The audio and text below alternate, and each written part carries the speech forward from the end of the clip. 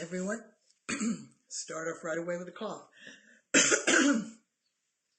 Today's the 11th of January, 2018 in New Zealand, and I want to welcome all of you to this talk today about the myth that the best place to birth is in your own home. As I said in the description, I became fascinated really in the early 1970s via a Canadian magazine where women debated issues around nighttime breastfeeding. I'm not a midwife, I'm not a doula, I'm not a childbirth educator. I'm really not sort of involved in birth. I was a body worker, a naturopath, and I worked with a lot of pregnant women that had bad backs, and I worked with their mothers who at their birth their tailbone had been hurt or they were incontinent, and so we could stick to the human body. I didn't have an interest in trying to solve the politics or anything around childbirth, but I listened a lot. And over the years, I've taught globally for the past 45 years, and I've talked to tens and thousands of women globally about childbirth to find out what cultures do, what individuals do. So since the late 1970s, there has been a woman-to-woman emphasis that giving birth at home is the best place, or it's the safest place. And then you start the mommy wars. No, home birth isn't safe. Hospital is safer. No, hospital isn't safe. Giving birth is pregnancy and birth are normal life events, and you're not ill, and hospital's about illness. And so there's this tug of war over something so simple as where you give birth. Now, is home the best place to give birth? So in order to answer that, from my perspective to you, I have to tell you a little bit about what I learned about traditional people. Not everybody gives birth at home in traditional communities. There are actually many traditional communities, not the largest number, in which women go off by themselves to birth. That's right. They all do. They go off by themselves, and then they come back into the community when they're ready with their baby. So that's a cultural thing in some traditional communities. Women go off to birth by themselves. Not with anyone else, just by themselves. In fact, there was a story once that I read about a traditional community actually in the northwest of the United States, where the woman went off to birth and the husband, the father-to-be, went and swam in the Puget Sound. And he prayed while he swam in the Puget Sound that he would show his son what he had to do to support the extreme efforts of women when they give birth, or he would show to his daughter what men do to have this challenge of giving birth. That's really important. So in traditional communities, there is a recognition that birth is very challenging and has high risks involved, but the high risks are considered normal. So then there are other communities in which women do birth where they live, and everybody is around them. When I worked in the Tibetan community, they had no midwives, and whoever was at a birth was at the birth. And so you would hear stories of how those births unfolded. And if there was a problem, everybody had some ability in terms of herbs, in terms of self-help, because they didn't have the modern world. They didn't have professionals to go to. But in the Tibetan community, if there was a problem, they sought monks who recited mantras. So there, people birthed at home or where they were with people who they knew or didn't know. And in some of the South American communities, when women birth, they live in longhouses. So they birth in the longhouse. And in other communities, such as many of the Aboriginal communities in Australia, when women start to show and pregnant, they go away from their community with other women in their family, and they stay away from their community for an extended period of time, and they birth in what people refer to as a birth hut. And so we have cultures around the world. Every culture passes on their societal way of doing things. And because everybody in the culture is doing it, then there is support in the culture for that way. And if it doesn't work out that way, cultures are tolerant. We've all heard, or probably heard, at least I heard a lot when the natural birth advocates started to say how natural birth is, oh, women used to birth by the side of the rice paddy and then they'd go back to work right away. But that isn't the preference for women.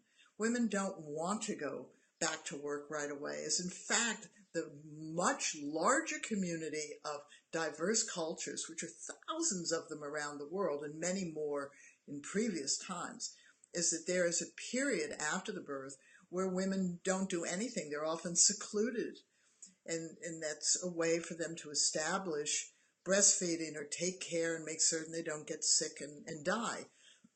I live in New Zealand, and in the 1920s, New Zealand had the highest maternal death rate due to postpartum sepsis. So the question comes is there a norm about birthing at home? No, there isn't. And the fact is that there are many people who do not feel safe in their home. They live in their home, but they do not have a safe environment in their home. We know this, and this is true of traditional communities as well as modern communities. There is abuse in homes, there is poverty in homes, there's alcoholism, there's addiction, there are a lot of children running around, there's the daily life in home that can interfere with a woman's need to just recover from this dynamic experience of giving birth. The idea that birth is so unimportant that you just pop up after the birth and go to work. I actually birthed quite easily and I got up right away, but then I had to recover. Our body has to recover. Our biological systems have to recover. So for some women, having a home birth isn't safe because they don't live in a safe environment. There are women, many ultra-Orthodox religious women who have many children, 10, 15 children, that the hospital is a haven because they can birth in the hospital and then people prepare meals for them and they have a 5-day resting period before they go back to take care of their large family. So the idea that home birth is ideal or the best place to birth has to be countered with the reality of each of you as an individual. And is the hospital the best place to birth? Well, every hospital is different. That's one of the things that I discovered when I went to hundreds and hundreds and hundreds of hospital births in many different states, many different cities, many different towns, is every hospital has a character to it. Some women go to a hospital that is very, very institutional, yet the people who work there are just lovely and caring and inviting. There are other people who go to very small hospitals, but the staff who happened to be on that day had a bad day. They had a fight with their partner, or they want a raise and they're not getting a raise and they're overworked. So a hospital isn't a place, it's an experience. And this is where Birthing Better skills were so important, because when these skills developed, there weren't a lot of choices within the system to have home births in the United States. So people were going to have a home birth out of the system. And those people who chose home births back in the 70s that I worked with and who developed the Birthing Better skills were choosing an environment that they felt comfortable in and that their home was safe for them. However, many of them didn't end up in a home birth because things happened. Others ended up in a home birth unexpectedly because things happened. I lived where it was cold and had snow. Do you know how many people cannot get out their door into the hospital when they're in labor if they have a quick birth because of a snowstorm? Lots of them, which means we want to have skills so that nobody is afraid of the birth that unfolds unexpectedly at home or unexpectedly in the car on the way to the hospital, or in the parking lot of the hospital. We don't want people afraid of birth. And that's why Birthing Better families developed all these skills. They developed skills so they could reduce and prevent the natural anxiety, but if they were in a situation that was unfamiliar to them, with having unfamiliar things happen, they wanted to take control of themselves because they couldn't control the external factors. So when we think about home, when we converse about home births among ourselves as women to women, understand that there is no societal norm, even in societies like Holland or the Netherlands or the UK or other Western countries where home birth is available within the health system. That is still a choice that women are making. It is supported, but it is also framed around certain issues as to whether or not the system considers that birth to be safe at home. Now, let me address this issue of safety at home birth or safety in hospital birth, because that's often what the pivot is. Home births aren't safe. What if there's a problem? Hospitals aren't safe. What if there's a problem? Well, and the reality is, statistically, if you go to your vital statistics in the United States, it would be the CDC. So at some point in the debate in the early 80s, I actually went to the CDC and I said to them, okay, how many women die in childbirth? But they do have that specifically, but really what they have is the most common causes of death in the United States. And birth was up there at, I think, 57 or 67. Okay, so, and then if you looked at babies dying at birth, having an unknown stillbirth was right up there, so infrequent. So when we looked at the CDC statistics, I would just teach workshops and I would say to people, if you're concerned about the safety of home birth, let's look at statistics. What do you think are the first 10 most common causes of death? Statistically, because when a baby is born, a baby becomes a human being. And how they die is how they die. When we give birth to a baby, is the death of our newborn more traumatic than the death of our 3-year-old or our 10-year-old or our 23-year-old? No, usually it isn't. In fact, when you talk to people who lose children, it is when they lose older children that they grieve more, because a newborn baby isn't a formed personality. When you've put in and invested years of your life into raising a child and that child dies before you, it's traumatic. So when we look at the safety of home birth or hospital birth, we have to look at reasons people die. And so when you look at the reasons people die, you name 10 or 15 reasons, common reasons. So if dying at a birth for a woman is up there at 57 or 67, honestly, you won't get past 10.